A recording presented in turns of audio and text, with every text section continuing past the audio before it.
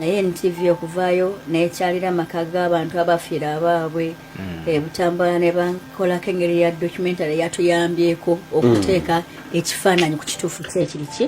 ekiri Butambala nti tulina CDF acting as if is the president ate nga ne president talabika kuvaayo kumulisi traininga buli bafumba ebintu ebifaanaganyako bwe bityo families nyingi zibona abaana bwe babakwata abaana babatta buli banoonya ab'amagye nga banoonya ku ssente bagala okubawongeza ku budget babayo bafumba ne bayo families zibonabona ewaffe bagandi bw'oba ogenda okuwasa ne famire gikole ki gitunuulire gwe twagala okurikonsayiringa naye oba gwe twagala okwogera naye ateesa atya omuntu alina omuntu we mukomera yeetaaga okukozesa buli kkuba erisoboka okuvaayo naye bwabanga ogenda kuvaayo I agree ote kuvaayo on principle otherwise Mandela singa yakkiriza to sell out to the Boers South Africa wouldn't have changed interreligious cancer I think ne bakyala mu maka ga Kyagulanyi ne basinkana mukyala Kyagulanyi now bwe yavaawo eje ne liruma mukyala Kyagulanyi ne limufukamiza right akole statement nagaya banna because nalaye mukulu Kayanja ng'akola statement Kayanja pastor yakoze statement nagaya naye bino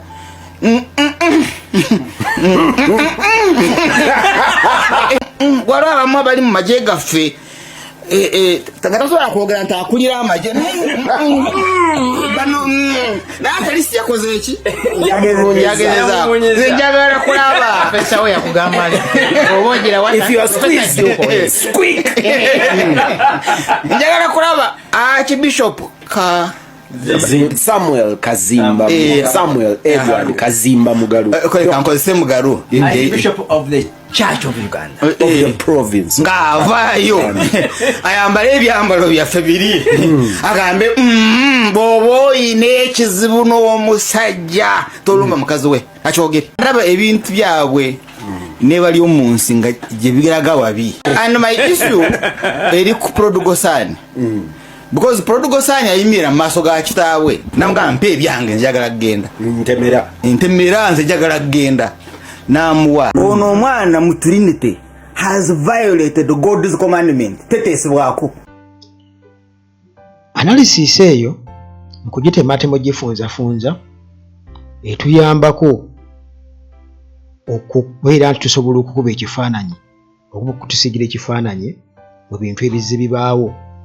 okuva lwe twavudde mu kulonda kisooka abantu abattibwa Butambala nti babadde nga batugamba nti babajja Nansana ndabino n'omusajja omukadde Kwezi nga ali okwawuza Muwanga Kivumbi alina okugira kubanga abantu bava Nansana abantu manyi Kwezi yesimbawo dda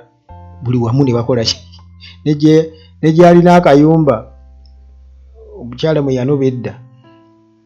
akayumba nga yakaleka eyo kati ngaddayo mbu nayo abantu bayo bamulonde ne bamugoba kubanga ali nkozeeko naye mu mawulire mumanyi Kwezi Robinson oba ndabe naye nga abo tebakyalina makulu kakati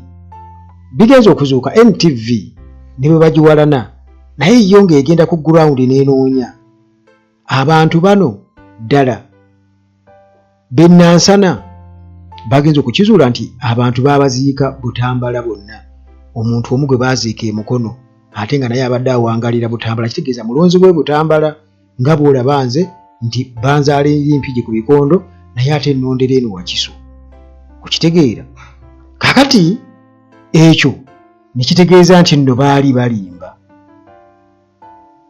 era omuntu yenna yenna abadde nga ajja akola amawulire babuloga abadde nga bajja boogera baani bamala googera byeboogera tebabirina ku mutwe n'amagulu NTV yakoze follow up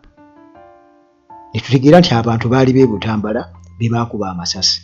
wabula tebabajja buzze tebabaimportinga kubajja Nansana nti babatwale bakyankalanya akalulu ke Butambala ekyo ne kibeeraawo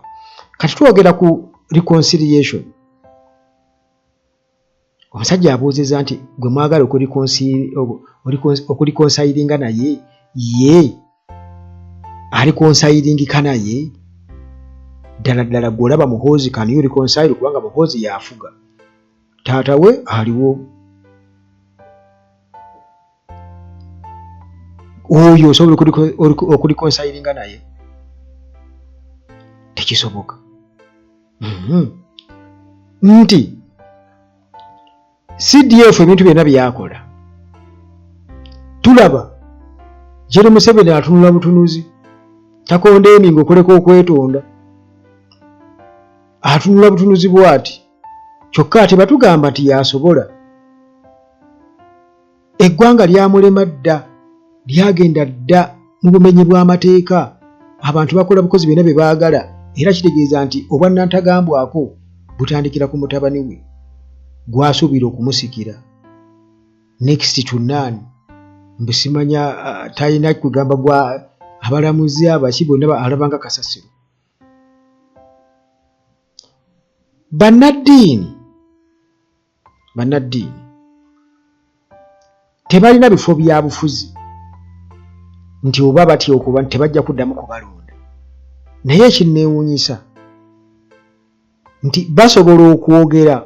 ku bintu ebiralalala naye tewaliiwo yavuddeyo kwogera ku linnya lya Muhoozi nti Muhoozi lekaawo okutulugunya abantu lwaki walumbye mukyala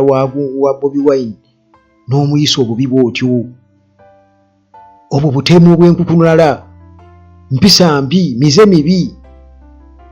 kati bw'oba osobola okuba omukyala kiba kitegeeza osobola kukola n'ebirala byonna osobola okumukaka byonna by'oyagala kikitegeeza bw'oba osobola okulumba mukawo omuntu n'omukuba mu nnyumba ye mbugwe kati olowooza nti olaga amaanyi kati oli w'amaanyi teri muntu alina amaanyi mu nsi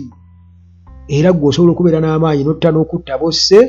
naye munnange osobola otuuka mu kaseera ng'oli mulwadde ng'oddukanira awo wansi weefunyiza bw'oti nga ne ku mulyango kuliko ow'emmundu naye ng'oli awo oli mu kusesema oli kootekayo koosesema n'okudduka n'oddukana era paka lwofa naye nga n'ow'emmundu omulina nga ne ssente zonna z'olina tosobola kulyako yaddi n'ebitaano biggwewo nga gweokuteekayo akajiko k'amazzi n'okamira nga beebaza Katonda bannange aliddeko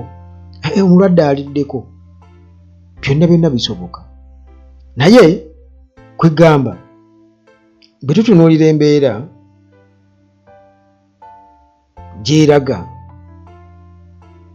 gyeraga kubanga Romushana agambye nti ebintu bya Muhoozi ne Baryomunsi bigenda kutuuka wala ate era nga kyayogera kituufu kubanga jjukira nti ono tanyigirwa mu ttooke tasonyiwa buli takiwandowooza yakubiri yakola bukozi kati ajja kubama agezeeko okwagala okubonereza oba okwagala okulinnyirira abo bonaabona abamugambako kati bano batya okumugambako naye okutya okumugambako tekiza nti bali mugambako kiseera kigenda kutuuka ng'ensi yonna etunuulidde ye nga ne bannayuganda bonna batunuulidde ye bati nti gwe gundi ng'okuleka kati ffe aboogera naye kiseera kijja kutuuka kati nyeera bw'olaba nti Abamerika bagagundi you crossed the red line kitegeera ne bannayuganda bajja tukamuge nti wakurosinga dda red line wagikurosinga dda kati ne hot line muganda wange bibadde ebyo nga bw'obiwulidde awo naye nga bikuleetera okulaga nti ddala mu butuufu Uganda ebintu byatabuka ate wansi wa Muhoozi bifu nnyo akuume